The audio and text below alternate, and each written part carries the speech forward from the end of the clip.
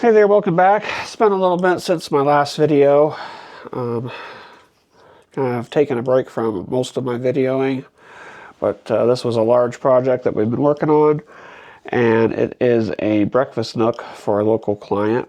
They had a existing breakfast nook that was pretty dated. It was built back in the 1970s, probably. And it was actually, the benches were screwed to the wall and the table was bolted to the floor, so they really couldn't move things around. She really wanted to have a new table with storage benches and everything. And originally they contacted me about just about the seating, the benches with storage underneath. Sent me a random, and they had sent me this random picture and said, "Hey, can you build this?" I went back and forth, and she showed me what they had and then what she was kind of thinking or what her vibe was. So her house is mid-century modern, so we wanted to kind of stick with that theme. And here's the design that we kind of came up with, along with dimensions, and it kind of specified exactly what everything would be. So it was going to be, you know, 2 storage benches with lids that are hinged, and then the front fascia will be the timber panels and all that. And to do that, I actually had to kind of come up with a way to not cover the entire thing with timber panels, because these things are pretty expensive. Even if I were to make it myself, it didn't make sense for me to make it because of labor. It would have been outside their budget, so I had to keep the pieces that I bought to a minimum. So I came up with putting basically a face frame on there and then setting those in there inside of the face frame, and that turned out really nice. So hopefully you watched to the end of this video so you actually see the final product. The customer was extremely happy once I got all done. So without further ado, let's get diving into this project.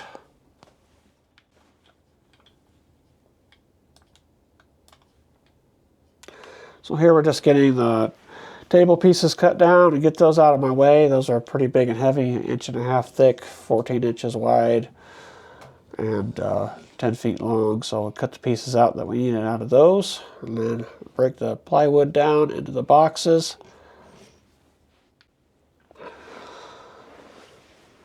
Just use the track saw to get all those broke down. That makes it pretty easy, especially working by yourself.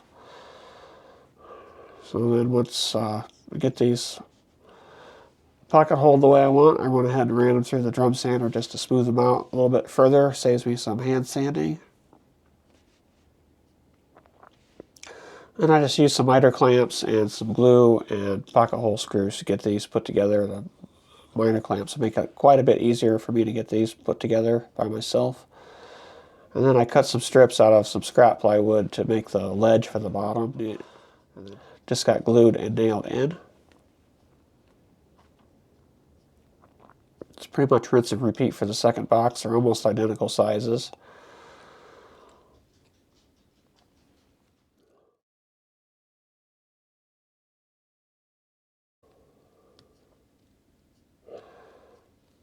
Here I'm just getting the table pieces final planed and getting those ready to glue together. So I'll have to break those down a little bit further with a track saw to get those where they need to be. And then we'll use that also to joint those together so they fit together nice.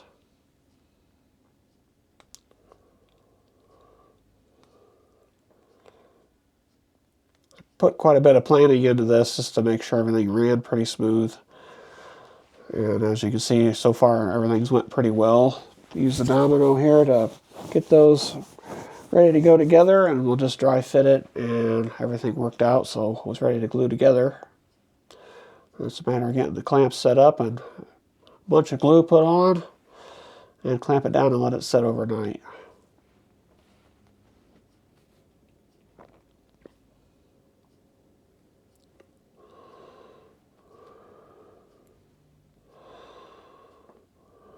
And while that's all drying, we're getting the pieces ready for the bench seats. I might not have went and bought this the absolute most efficient way. I kind of jumped in between table, benches, face frames, all that stuff. But being in a small workshop, I kind of work as I can. and honestly I make it work pretty well.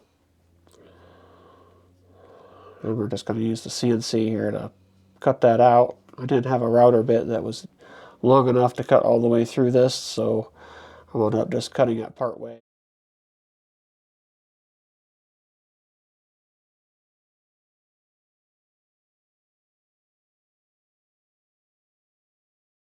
I bring it back over to the bench and I cut it out with the jigsaw, and then I just smooth out that cut with the pattern bit on the palm router. That worked out really well.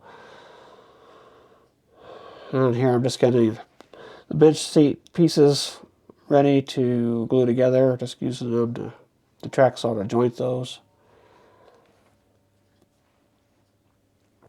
It's the same method that I used on the table. It works out pretty well. Get nice tight glue joints that way. And it's just a lot of measuring and double checking myself just to make sure everything goes together proper. And I did use dominoes on it again. It just helps with alignment. You'll notice they're set back from the ends quite a bit because I do have to trim those ends back to final size.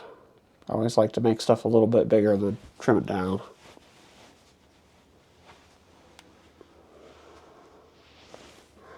So then everything else that I had brought in, I knew I was going to use the rest of this pieces, or these pieces, for just the strips for the face frames, and just rip those down with the track saw and table saw. And then quick drum sanding flattens everything out. Gets everything to exactly the same thickness. That makes it a little bit easier when you're doing your face frames. Everything turns out nice and flat.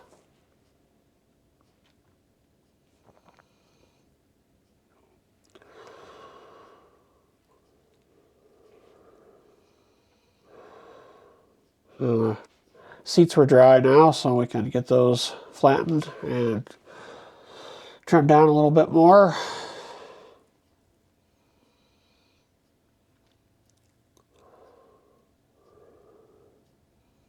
There's always some hand sanding after the drum sander. You got to get the sanding marks out.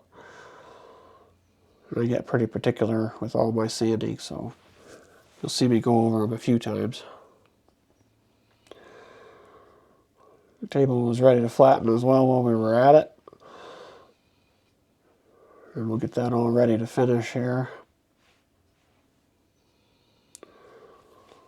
We'll finish off the edge with a polymer router just to put a little radius on, make it nice and soft. And to fix a few little imperfections there. One more sanding on the seats. And those will be ready to cut down to final size once we get the boxes all put together here.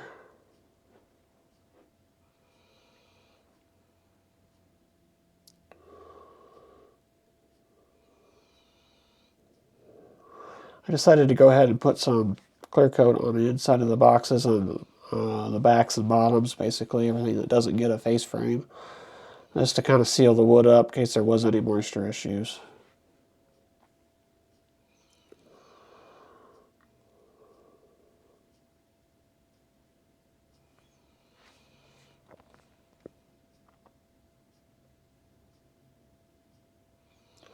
And we're finally getting the boxes put together. We got them set up on the workbench there, and we're just getting the face frames set. It was a lot of back and forth between the miter saw and the workpiece.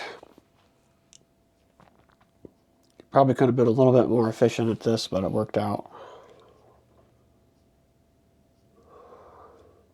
Just trying to get everything set the way I want, marked.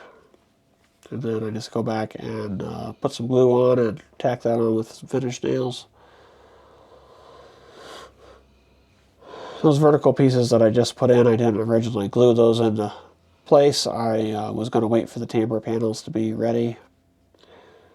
Which you'll see later, I just go ahead and nail those in.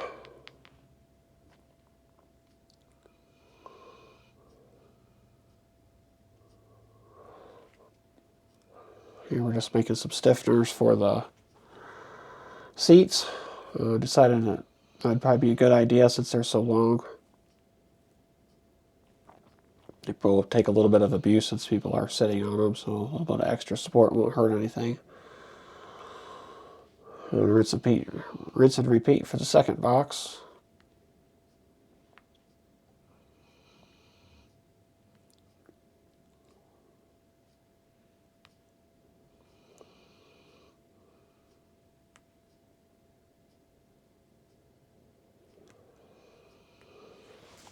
A little bit more sanding and routing. Get all those edges knocked down.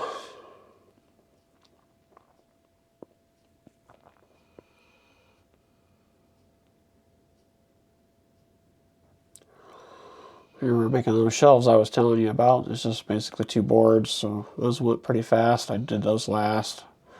I kind of sort of forgot about them, and then last minute decided I better get those done. Here I'm just fixing the nail holes. One more sanding, and then we're ready for finish. This is the Rubio smoked finish. It's a pre-aging, so it's kind of a 2-step. You got to do this step here, put the color on, let that dry, usually overnight. And then next day you go back and you scuff it with a maroon pad, and then put your oil on, and then you're done. It is one of my favorite colors. It does turn out really, really nice. Gives kind of a nice old world look.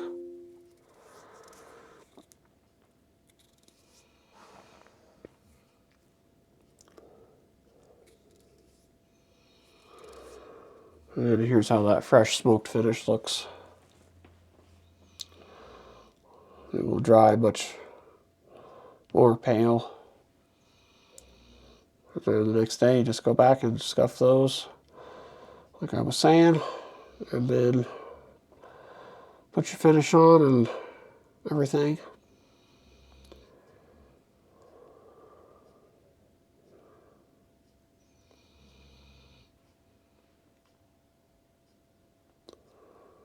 This hard wax oil finish is, in my opinion, it's the way to go. It's one coat, it's done. Flawless finish almost every time. You just can't get that with a film finish. Plus you can still feel the wood. It doesn't feel plasticky or anything like that. It's completely repairable as well, which makes it pretty nice. And then once everything's finished, I'll go ahead and fit the hinges. But here's what the final product looked like right after the oil is put on.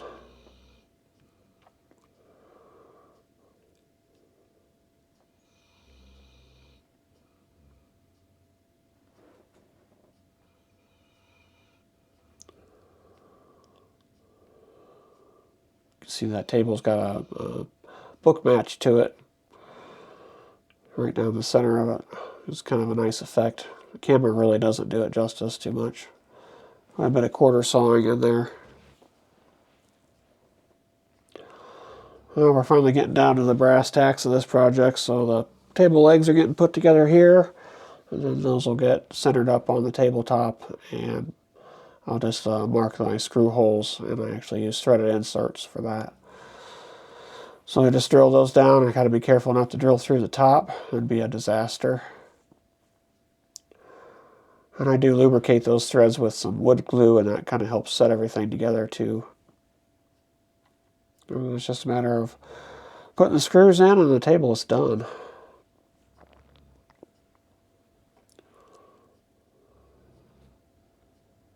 It's funny, these tables always seem small once I get them off my workbenches because I'm used to them working on them up high. But it is the correct height. It's 28 inches high to the bottom there. So here we're getting ready to finally set these lids where they're going to go, get the hinges put on. I had to come up with a way to hold these lids while I was putting the hinges on the boxes, or actually installing the lids to the boxes. Since I work by myself, I came up with a way to stick a board on the back side there, and that helps steady it while I can drill and put some screws in. And it's pretty much rinse and repeat for the other side to get the hinges put on here. And then I had to I just tacked a couple boards to the back side of the second box, because there wasn't a good way to clamp, because I already got the face frames on there. I didn't want to damage anything, so I just nailed some boards to the back there that would be popped off after I'm done.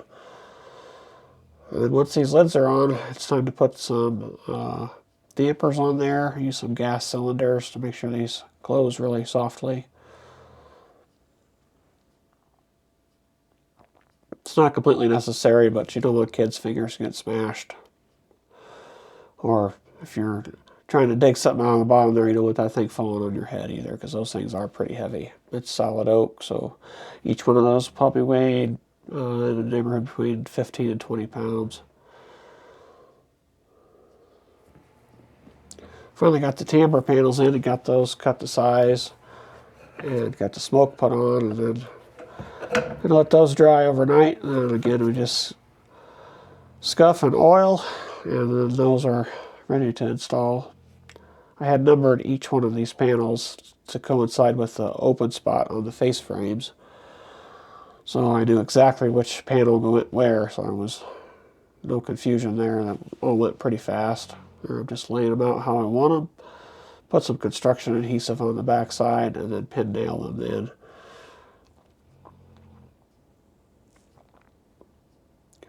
I did use a hard rubber roller to press those down as hard as I could, just to make sure they're all seated properly.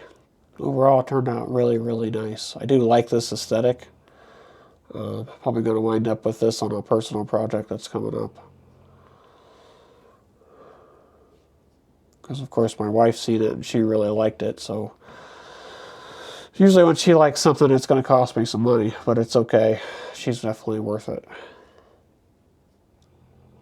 I did add some lid supports there, kind of after the fact. I had a couple laying around the shop that worked out. I just wanted to make sure that these lids would stay up and not overextend the hinges or anything. And they also lock into place. And it's just a simple, just push that down, and those close really nicely. They don't even make a sound when they close. Here's what it looks like in the customer's home. I am really happy with how this project turned out. The customer was very happy as well.